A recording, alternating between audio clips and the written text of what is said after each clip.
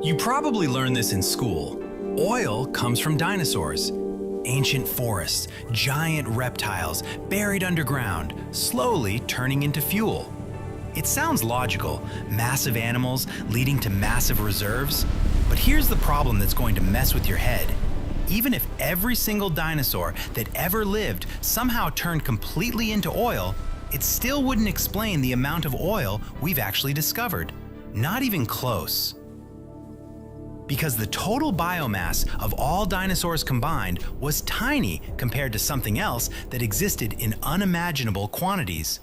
Something much smaller, something almost invisible. And this is where the real mystery begins. Across Earth's history, vast shallow seas repeatedly covered enormous portions of the continents. Places that are now deserts, mountain ranges, or dry land were once underwater for millions of years. Life thrived in those ancient seas, yet oil is strangely concentrated in just a handful of specific regions, while most of the planet has virtually none. So the real question is no longer, where did oil come from?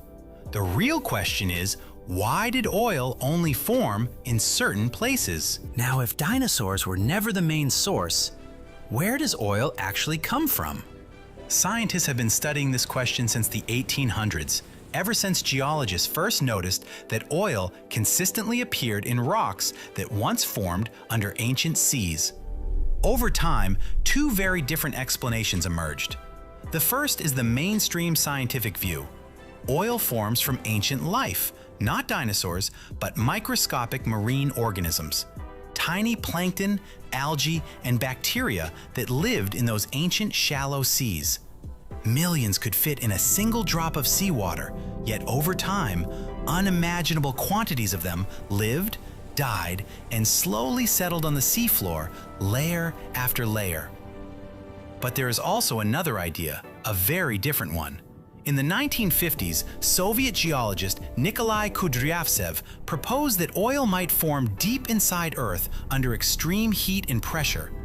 Later, astrophysicist Thomas Gold expanded this idea, suggesting that hydrocarbons could originate in the Earth's mantle and slowly move upward through deep fractures in the crust. This is known as the abiogenic theory, the idea that oil can form without any involvement of life.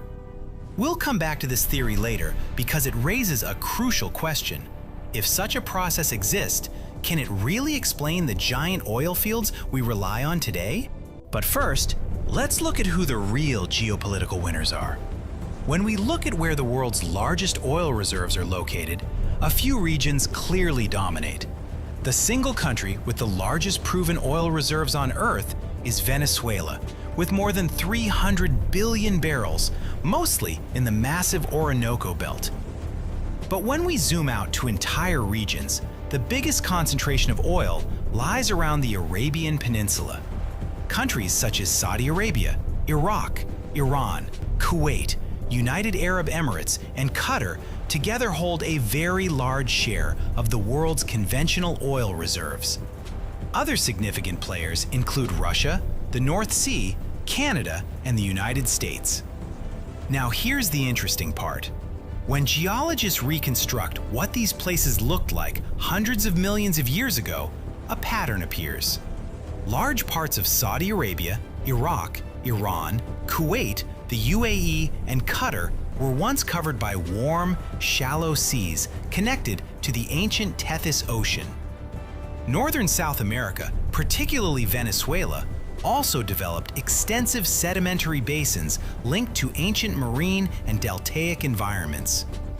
Yet here's the real puzzle. Large areas of Africa, Australia, parts of Europe, and the Americas also had ancient seas, but they didn't all develop massive oil deposits. So why did only these specific locations win the geological lottery? What made the difference? It all begins with trillions of microscopic plankton, algae, and bacteria that lived, died, and sank to the seafloor. In parts of the ancient seas covering what is now Saudi Arabia, Iraq, and Iran, there was very little oxygen at the bottom. So the dead matter didn't rot, it stayed perfectly preserved. Layer after layer of mud and sand buried it. Over millions of years, kilometers of sediment piled on top. The deeper it went, the hotter it got, because heat continuously flows outward from Earth's hot interior.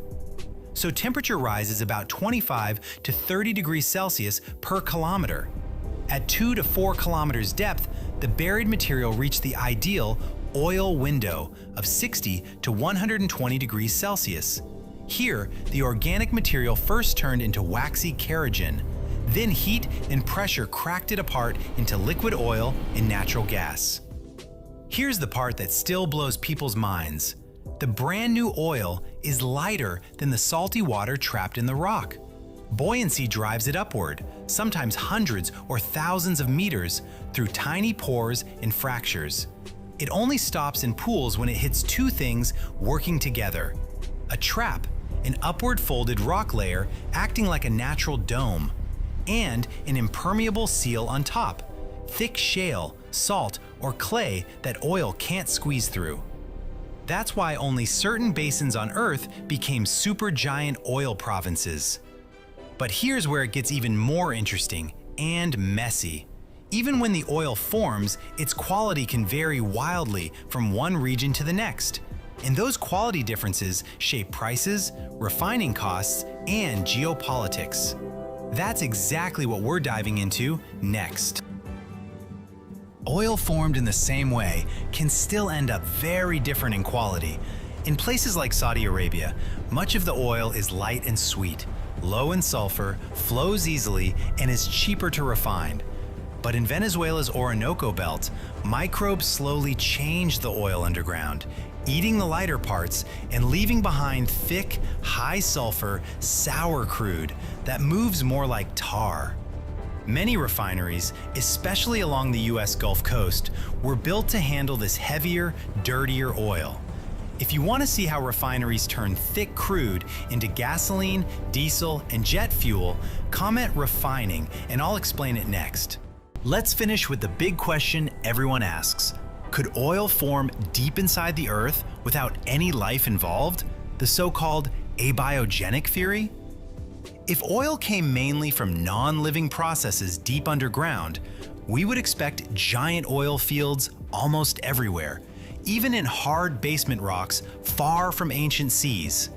But that's not what we see.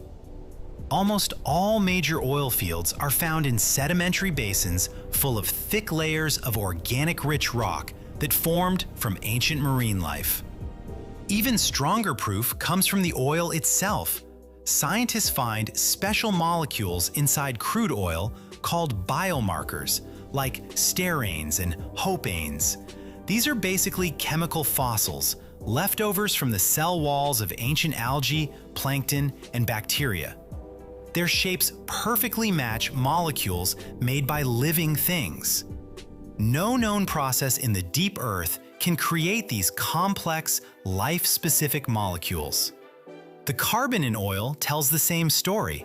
Carbon comes in two main forms, a lighter version called carbon-12 and a heavier version called carbon-13.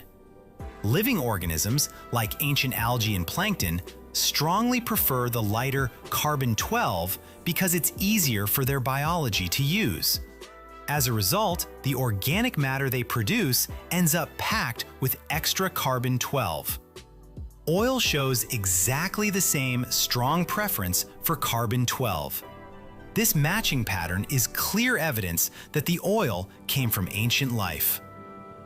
Three independent clues all point the same way: the rock layers, the biomarkers, the carbon isotopes.